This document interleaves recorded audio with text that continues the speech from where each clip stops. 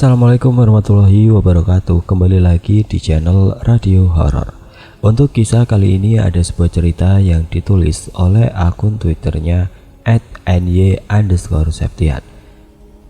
Dan untuk kisah yang akan saya bawakan kali ini yaitu sebuah kisah yang berjudul Tenung Pring Sedapur. Sebelum kita masuk ke ceritanya, tekan dulu tombol like video ini dan jangan lupa tekan juga tombol subscribe channel ini. Dan nyalakan juga lonceng notifikasinya agar tidak ketinggalan cerita-cerita lain dari channel ini. Dan bagi teman-teman yang ingin membaca langsung ceritanya, nanti silahkan saja kunjungi linknya yang nanti akan saya sertakan di kolom deskripsi. Dan seperti apa untuk kisah kali ini? Langsung saja kita simak berikut ini.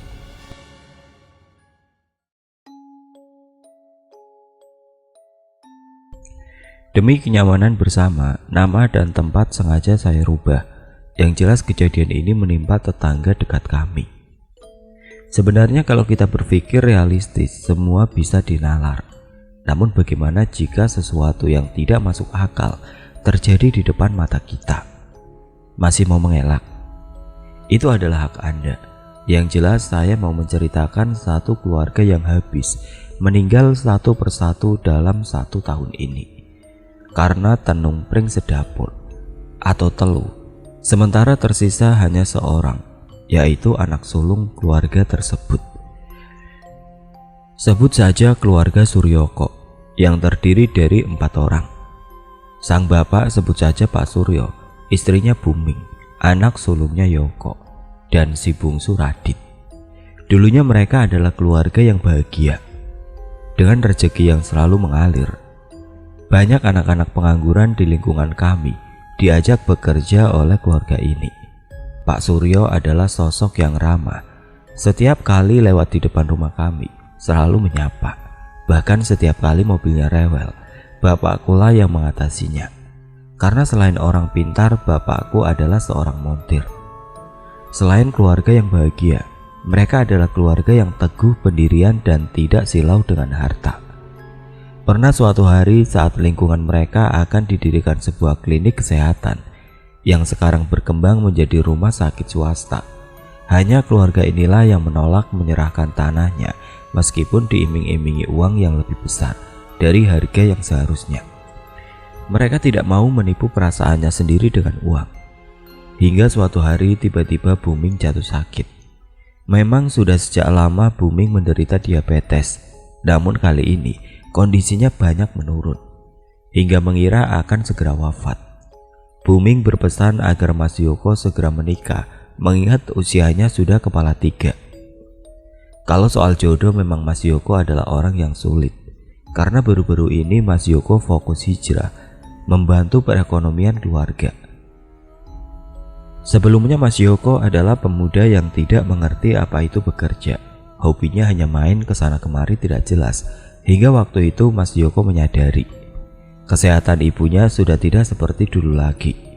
Akhirnya Mas Yoko berjanji jikalau sudah bertemu jodohnya tidak akan berlama-lama menunggu. Saat Mas Yoko lagi tekun-tekunnya bekerja keluar kota sebagai pedagang, bertemulah dia dengan seorang gadis, panggil saja namanya Mbak Rita. Nah, berawal dari sinilah bencana itu terjadi. Di awal-awal perkenalan, Mbak Rita dikenal sebagai sosok yang baik, sayang dan penuh perhatian kepada keluarga Suryoko. Meskipun tidak terlalu akrab dengan masyarakat sekitar, saya meyakini bahwa pasti dia wanita yang baik, karena Mas Yoko yang sekarang adalah pemuda yang sangat baik. Perkenalan mereka cukup singkat, tidak ada setahun, hingga tiba-tiba Mas Yoko datang ke rumahku untuk mencari bapak, dengan tujuan mencari hari baik untuk pertunangan dan pernikahannya. Bapakku pun sempat kaget dan meledek. "Sudah benar-benar berani nikah ya Mas?" Mas Yoko menjawab. "Alah ya memang sudah waktunya Pak Dar." Lalu mereka saling tertawa dan melanjutkan perbincangan. "Calonnya orang mana Mas kok?" "Alah deket saja Pak, desa SNKL." Bapak tiba-tiba ekspresinya berubah kaget dan diam seketika. Mas Yoko merasa ada yang aneh, lalu bertanya, "Ada apa Pak? kok kaget? Gak apa-apa mas. Ya selanjutnya gimana? Saya mau minta tolong dan carikan hari yang baik untuk lamaran dan nikahan pak. Bapak mengangguk pelan lalu menjawab. Sebenarnya semua hari itu baik mas, apalagi hari Jumat. Tapi yang namanya orang Jawa harus patuh aturannya hidup di tanah Jawa mas. Walah, iya pak betul. Mas, sebelumnya saya minta maaf. Weton Anda sama calonnya hari apa? Mas Yoko pun menyodorkan kertas yang bertuliskan weton mereka. Setelah membaca, Bapak manggut-manggut. Lalu Bapak berkata, kalau wetonnya baik mas, yang penting tidak wage sama pahing. Menurut hitungan Jawa, weton itu tidak bisa bersatu. Kalau sampai bersatu, bisa terkena musibah. Musibah tidak harus bertaruh nyawa mas, terkadang juga bisa rezekinya yang mati. Mas Yoko merasa lega karena satu syarat lolos dengan baik. Selanjutnya Mas Yoko bertanya, kalau arahnya gimana pak? Baik apa tidak? Bapak terdiam sejenak sambil bergumam. Sebelumnya saya minta maaf mas, kalau menurut hitungan Jawa, arah perjodohan ini utara barat, selatan timur. Gak bagus mas. Mendengar itu Mas Yoko sedikit kecewa. Namun karena keinginan yang kuat untuk mempersunting Mbak Rita, Mas Yoko tetap berupaya. Dia bertanya kembali, apa gak bisa diusahakan pak?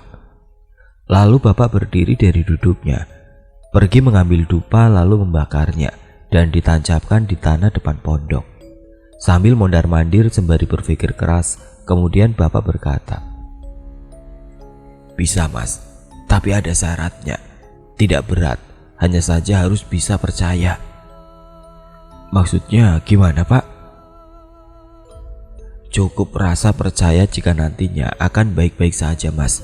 Nanti tak aku carikan caranya untuk jalan keluar. Insya Allah saya sanggup pak. Ya sudah mas, besok sore Anda kesini lagi. Malam ini nanti aku tirakatkan dulu cari solusinya. Gak apa-apa kan? Iya pak, tidak apa-apa. Setelah itu Mas Yoko beranjak pergi. Bapak pun mulai mempersiapkan tirakatan. Tirakat di sini adalah lebih ke tidak tidur sambil memohon pada Yang Maha Esa agar mendapat pertolongan. Semalaman Bapak tidak tidur hingga keesokan harinya. Waktu yang dijanjikan tiba, yaitu sore hari. Mas Yoko datang dengan Pak Suryo. Setelah mereka masuk dan dipersilakan duduk, Bapak membuka percakapan dengan membakar dupa. Pak Suryo, sebelumnya saya minta maaf.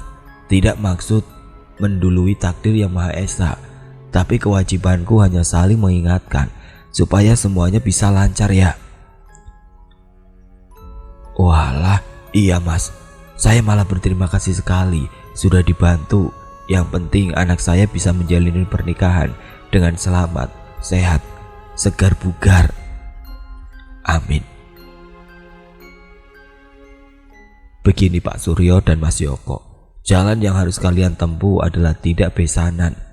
Artinya begini, Mas Yoko tetap menikah, tapi kedua orang tua masing-masing tidak boleh dipertemukan, apalagi berbesanan. Jadinya saya menikah sendiri pak, tanpa ditemani orang tua. Benar mas, tidak cukup itu. Nanti minimal kalau belum 5 tahun, orang tua kedua keluarga tidak boleh bersilaturahmi ke rumah masing-masing besan. Mas Yoko nampak bingung memutuskan, namun tidak mungkin kalau dia harus mundur. Ya sudah pak, apapun saya lakukan.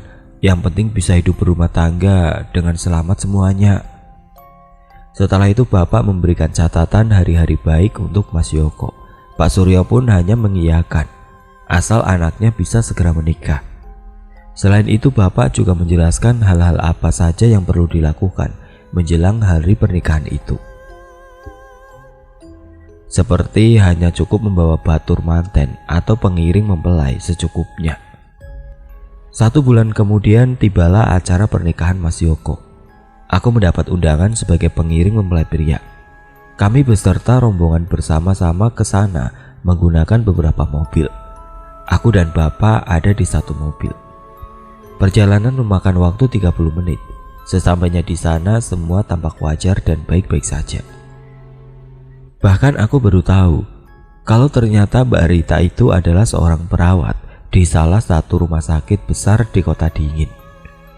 Waktu itu aku lihat memang benar Mas Yoko tidak didampingi orang tuanya. Hanya beberapa saudara dekat dan teman-temannya saja yang hadir. Selepas acara resepsi, kami semua pulang dengan penuh doa agar rumah tangga Mas Yoko berjalan dengan baik, berkah, barokah dan bahagia. Terlebih lagi bapakku dengan cemas berharap ini yang terbaik. 3 bulan berlalu, Mas Yoko masih sering terlihat pulang pergi di rumahnya. Bahkan kali ini Mas Yoko menaiki mobil baru. Aku bersyukur karena berpikir mungkin setelah menikah rezekinya semakin lancar. Hingga suatu hari aku dengar kabar bahwa istri Mas Yoko mengalami keguguran. Setelah kabar itu mereda, tiba-tiba kembali terdengar kabar buruk. Booming kondisinya menurun drastis dan harus dibawa ke rumah sakit. Banyak tetangga yang menjenguknya saat opnam, namun tidak ada yang melihat keberadaan Mbak Rita di sana untuk menunggui mertuanya itu. Para tetangga tidak ada yang berpikir lain selain menerka-nerka. Mungkin pasca keguguran belum pulih kondisinya. Setelah beberapa hari dirawat, Booming sudah boleh pulang, namun harus benar-benar istirahat total. Para tetangga dekat silih berganti datang menjenguk, namun masih sama, tidak ada satupun yang melihat keberadaan Mbak Rita. Dari sini warga mulai bergunjing. Ada yang berkata, punya menantu perawat, giliran mertua sakit, gak kelihatan sama sekali. Ada pula yang nyeletuk, sudah dapat mobil baru, gak mau menanyakan kabar mertua. Mendengarnya aku merasa miris. Aku merasa seharusnya semua baik-baik saja, tapi kenapa para tetangga ini nyinyir sekali? Kataku dalam hati. Aku lihat semakin hari pun bapak menjadi risau atas ulah para tetangga ini. Bapak merasa tidak ada yang keliru dengan upaya yang dilakukannya untuk Mas Yoko. Hingga suatu hari aku lihat Mas Yoko datang dengan istrinya. Hatiku merasa lega. Fakta ini mematahkan nyinyiran para tetangga. Mungkin memang benar kalau setelah keguguran Mbak Rita belum pulih. Namun kenapa lama sekali pemulihannya? Batinku. Lebih dari 3 bulan setelah kabar keguguran itu, aku baru melihat Mbak Rita hari itu. Setelah itu berhari-hari kabar nyinyir warga tidak aku dengar lagi. Namun tiba-tiba suatu pagi di musola, aku dengar pengumuman lewat toa. Assalamualaikum warahmatullahi wabarakatuh. Innalillahi wa inna ilaihi rajiun. Beri pengumuman kepada warga RT 0203 lingkungan SR. Booming istri dari Pak Suryo sudah diambil kembali oleh Allah sekitar jam 4:30 pagi tadi. Terima kasih. Aku terkejut, namun tidak berpikir negatif karena memang Booming sakit sejak lama. Di rumah duka, keluarga yang terlihat hanya Pak Suryo, Mas Yoko dan Radit. Lagi-lagi Mbak Rita tidak muncul. Yang aku lihat paling terpukul adalah Radit, karena selama ini dialah yang paling dekat dengan ibunya. Air mata terlihat membanjiri wajahnya, matanya sangat sembab. Berkali-kali dia panggil ibu, ibu. Mas Yoko terlihat lesu, dan Pak Suryo berusaha tegar meski air matanya tidak berhenti menetes. Ketika prosesi pemakaman selesai, semua warga pulang ke rumah masing-masing. Aku dan bapak mulai membicarakan kejadian yang menimpa Mas Yoko. Mulai istrinya keguguran, hingga Booming yang meninggal hari ini. Jodoh, mati, rezeki, sudah ada yang ngatur. Tidak perlu khawatir, semoga Mas Yoko diberi sabar. Iya pak, aku heran kenapa menantunya gak kelihatan. Katanya sejak Mak Ming sakit datang cuma sekali. Alah, gak tahu nak, bukan urusan kita. Didoakan yang baik-baik saja. Sejak itu kulihat Mas Yoko bekerja lebih keras, berdagang apapun yang sedang musim, mulai dari buah duren dan susu segar rasa buah. Pernah sekali aku membeli susu dagangannya, lalu dengan lancang aku menanyakan, "Mas, sekarang tinggal di mana? Kok lama gak kelihatan?" "Sekarang aku nggak di SR mbak, aku di JTLG cari lokasi." "Wah bagus itu mas, semoga lancar usahanya ya." "Amin, makasih mbak. Oh ya, kalau kamu mau jualan, aku siap jadi suppliernya mbak." "Iya mas, gampang, nanti aku bantu jual di online." Setelah percakapan itu ada 1 bulan Mas Yoko tidak ada kabarnya. Yang sering aku temui kini adalah Pak Suryo. Setiap pagi aku bertemu beliau di tempat tukang sayur. Beliau sedang berbelanja untuk memasak sendiri. "Pak Yok, belanja?" sapaku. "Walah, ini tadi Mbak En." "Iya Mbak, mau gimana lagi? Sekarang gak ada istri, apa-apa sendiri Mbak." "Yang sabar ya Pak, kenapa tidak beli sayur matang saja?" "Enggak Mbak, Radit minta sayur bening saja, gampang. Kalau lagi sakit memang aneh-aneh mintanya." Dari percakapan itu aku baru tahu kalau ternyata Radit sedang sakit, dan Pak Suryo cerita kalau sekarang Mas Yoko menggantikan pekerjaannya sementara demi merawat Radit. Pak Suryo bercerita semenjak kepergian ibunya 20 hari lalu, Radit susah makan dan sering sakit. Padahal baru saja Radit wisuda, namun justru semangat hidupnya seperti lenyap bersama perginya sang ibu. Genap 1 bulan sudah Buming meninggal. Saat aku duduk-duduk di teras rumah, tiba-tiba aku lihat mobil sedan hijau yang bodinya sudah tidak sedap dipandang melaju dari gang arah rumah Pak Suryo. Dari kaca kemudi terlihat jelas itu Mas Yoko. Di sebelahnya ada Pak Suryo, dan di jok belakang ada Radit yang terkulai lemas. Hatiku sudah was-was, kenapa lagi ini? Kemana mobil mewah Mas Yoko? Lalu aku berlari ke belakang mencari bapak guna menanyakan hal itu. Pak, mobil Pak Suryo ganti sedan tadi, hijau, jelek, reot semua." "Iyalah, apa kamu tidak tahu?" "Ya baru ini aku tahu Pak. Lah mobil silvernya kemana?" "Di sini Pak Suryo punya mobil sendiri warna silver, dan Mas Yoko punya mobil mewah warna putih." "Sudah dijual buat berobat Radit. Radit itu habis sakit, operasi usus buntu." Aku terkejut. Lalu aku berpikir untuk mencari informasi yang lebih akurat ke bekas kakak iparku, yaitu sahabat karib Mas Yoko. Panggil saja Mas Kembus. Mas, Radit sakit toh?" "Iya non, sejak ibunya meninggal dia susah makan, mau makan pun cuma mie instan." "Ya Allah, kasihan ya mas.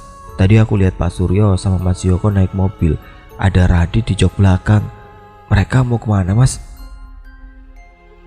"Mau ke rumah sakit baptis, katanya bekas operasi pertama infeksi non. Sebab Radit susah diatur makannya, disuruh puasa, soal makanan pantangan gak bisa." "Astagfirullah, kok sampai kayak gitu? Apa gak ada yang merhatiin makanannya? Istri Mas Yoko kan perawat, apa dia gak bantu mengurus Radit?" "Walah non, kamu belum denger ya? Aku kasih tahu ya, sejak Ibu Ming sakit parah, dia sudah gak pernah mau diajak ke sini. Tahu kenapa Bu Ming sampai drop? Karena si Rita minta mobil baru. Terus Mas Yoko minta uang ke bapaknya untuk beli itu. Mereka ini sudah mau cerai non, karena Rita ini serakah sama harta mertuanya. Gak peduli asal Mas Yoko dapat uang. Sampai rela jualan duren dan susu itu ya gara-gara si Rita. Mobil pribadi Pak Suryo habis, padahal mereka orang baik, suka ngasih kerjaan kami, para pengangguran. Sekarang malah habis-habisan gak punya apa-apa." Aku terkejut mendengar kabar itu. Ternyata selama ini tidak seindah yang aku lihat. Benar kata para tetangga bahwa Mbak Rita bukan orang yang baik. Keesokan harinya sedan hijau itu bertolak ke gang rumah kami. Dari dalam turunlah Mas Yoko. "Mbak En, Bapak ada? Oh ada mas, sampai dari mana mas? Sini duduk dulu.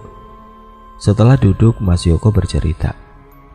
Dari Kotaka mbak, Nata kontrakan buat Radit.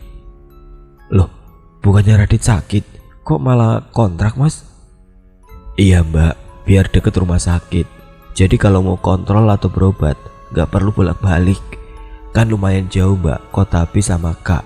1,5 jam mbak. Kasihan Radit kalau kelamaan di jalan. Oh iya mas, betul juga. Lah Pak Suryo di mana mas? Sementara jagain Radit mbak. Setelah percakapan itu, Mas Yoko menyatakan tujuannya bahwa dia datang untuk servis mobil. Lalu bapak mulai mengutak-atik mobil Mas Yoko.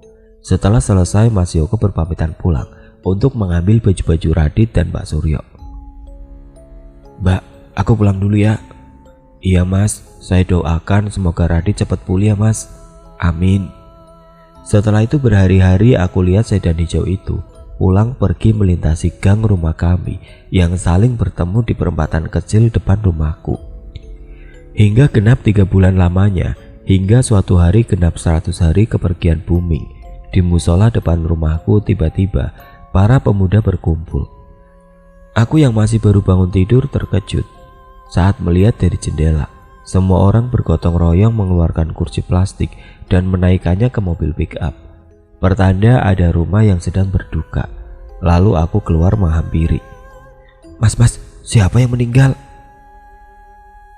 Mas Gembus yang juga ada di sana menyahut. Radit non. Innalillahi wa inna ilaihi rajiun ya Allah. Aku heran dan sedih. Kenapa bertubi-tubi keluarga Pak Suryo mendapatkan ujian berat? Masih 100 hari lalu Buming meninggal, kini Radit. Namun masih sama, aku berpikir positif. Mungkin memang sudah takdir, Radit tidak mampu melawan sakitnya. Aku terduduk lemas selalu Mas Gembus mendekati. Dia bicara hal yang sama, rasa herannya kepadaku. Kasihan ya non, sebelum meninggal Radit bilang, katanya mau ikut ibu saja. Mungkin dia pesimis merasa tidak bisa sembuh. Iya mas, kasihan padahal dia anak baik. Harapan Pak Suryo selain Mas Yoko. Semenjak meninggalnya Radit, banyak tersiar kabar kurang sedap. Warga merasa resah dan khawatir akan keselamatan keluarga Suryo. Mereka menduga ada yang tidak beres menimpa keluarga ini. Keluarga yang dulu sangat bahagia dan mampu membahagiakan orang lain. Hingga suatu hari Pak Suryo datang ke rumah dengan badan yang mengurus. Mbak, bapaknya ada? Ada pak, di pondokan belakang. Lalu Pak Suryo menuju padepokan bapakku. Hampir sekitar 2 jam lamanya beliau berbincang-bincang dengan bapakku. Hingga akhirnya keluar dari pondokan sembari merangkul bahu Pak Suryo. Yang sabar nih pak, insya Allah saya bantu. Kita cari sama-sama jalan keluarnya. Enji mas, matur nuwun sanget nggih. Kemudian Pak Suryo berlalu dan aku bertanya kepada bapak tentang apa yang mereka bicarakan. Pak, ada apa dengan Pak Suryo? Kasihan Duk, keluarganya sedang diincar. Maksud bapak? Waktu Radit masih di rumah sakit Kotaka, Pak Suryo bertemu dengan orang tidak dikenal, menanyakan kenapa Radit sebenarnya.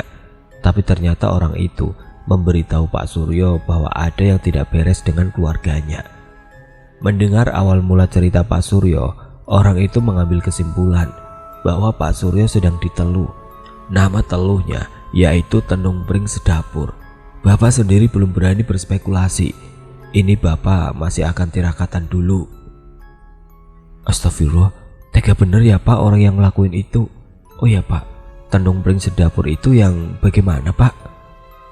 Kamu tahu pring sedapur atau bambu sedapur? Bambu yang tumbuhnya bergerombol jadi satu. Artinya teluh itu akan menghabiskan kerumunan atau anggota keluarga yang jadi sasaran. Aku sudah berpesan pada Pak Suryo agar lebih meningkatkan ibadah. Kalau perlu agar rumah yang ia tempati sekarang dijual saja. Bapak khawatir kalau teluh itu ditanam di rumahnya. Mendengar itu aku bergidik. Perbuatan yang sangat biadab bagi orang sebaik Pak Suryo. Warga masyarakat mulai menaruh curiga terhadap kehadiran Mbak Rita sebagai menantu keluarga ini. Setiap hari bapak tirakat demi mencari jalan keluar untuk Pak Suryo. Hingga sampai suatu hari, genap 8 bulan sepeninggalnya Buming, aku lihat lagi sedan hijau itu berlalu lalang di jalan gang rumah kami. Dari kaca mobil yang makin lusuh itu, aku lihat Mas Yoko di kursi kemudi dan Pak Suryo yang badannya semakin hari semakin kurus di jok penumpang. Aku prihatin sekali, namun tidak bisa membantu apapun. Setiap kali lewat rumahnya, tidak aku lihat Pak Suryo di sana. Rumah itu menjadi semakin gelap dan sepi karena Mas Yoko sibuk bekerja menggantikan peran bapaknya. Hingga suatu pagi, lagi-lagi di musola depan rumahku ramai pemuda yang bergotong royong mengeluarkan perkakas kematian dari gudang. Kakiku lemes seketika. Siapa lagi ini yang meninggal? Batinku. Dari jauh aku lihat Mas Gembus. Mas, sini. Iya non, ada apa? Siapa yang meninggal mas? Pak Suryo non. Seketika mataku terbelalak. Masih aku ingat beberapa hari lalu beliau masih kesini bertemu aku dan bapak. Beneran mas? Iya. Kapan hari berlalu baru dari sini mas ketemu aku sama bapak. Beliau sehat. Memang gak sakit non. Tadi pagi ditemukan sudah tergeletak di lantai depan kamar mandi. Sudah meninggal. Gak ada yang tahu. Tahu-tahu waktu Mas Yoko udah bangun tidur. Astagfirullah, kasihan ya mas. Setelah itu kami semua melayat. Aku lihat raut wajah penuh sesal terlihat di wajah bapakku. Mungkin karena belum sempat menemukan jalan keluar untuk Pak Suryo. Karena tidak mau kecolongan lagi, secara khusus bapak memberikan wejangan untuk Mas Yoko agar dia tidak lagi menempati rumahnya lagi. Kalau perlu dijual saja, karena menurut bapak, untuk melepas pengaruh santetnya, rumah itu tidak boleh ditinggali oleh anggota keluarga Suryoko karena teluhnya mengikat, tidak hanya kepada penghuni, tapi juga rumahnya. Semenjak itu Mas Yoko tidak pernah lagi tinggal di rumahnya sendiri. Rumah itu hanya digunakan untuk berkumpul dengan teman-temannya. Setelah itu dia pergi tanpa menginap. Untuk siapa pengirim teluh itu, entahlah. Bapak tidak mau ikut campur. Yang jelas, kecurigaan warga terkumpul pada menantu rumah itu. Kini Mas Yoko sudah resmi bercerai dengan Mbak Rita. Meski di luar sana semua orang menyalahkan Mbak Rita, mereka semua mungkin lupa bahwa dulu ada orang yang ingin membeli tanah Pak Suryo dengan membayar harga yang lebih tinggi dari seharusnya. Namun sudahlah, saya tidak mau ikut campur. Biarlah Yang Maha Adil yang memberikan keputusan terbaiknya kelak. Meskipun di dunia bisa bersembunyi, di akhirat nanti tidak akan mampu berlari. Dari kisah Mas Yoko dapat kita ambil banyak pelajaran. Sekalipun kita orang baik, tidak berarti tidak ada yang membenci. Tetaplah berbuat baik, maka kebaikan akan datang padamu. Meskipun kita sudah melakukan 1000 kebaikan, itu tidak akan terlihat di mata seorang pembenci.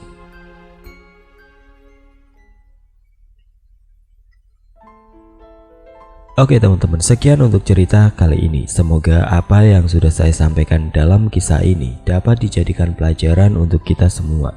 Dan bagi teman-teman yang baru bergabung, jangan lupa untuk like, komen, share, serta subscribe channel ini. Dan nantikan kisah-kisah horor berikutnya tetap di channel Radio Horor. Wassalamualaikum warahmatullahi wabarakatuh.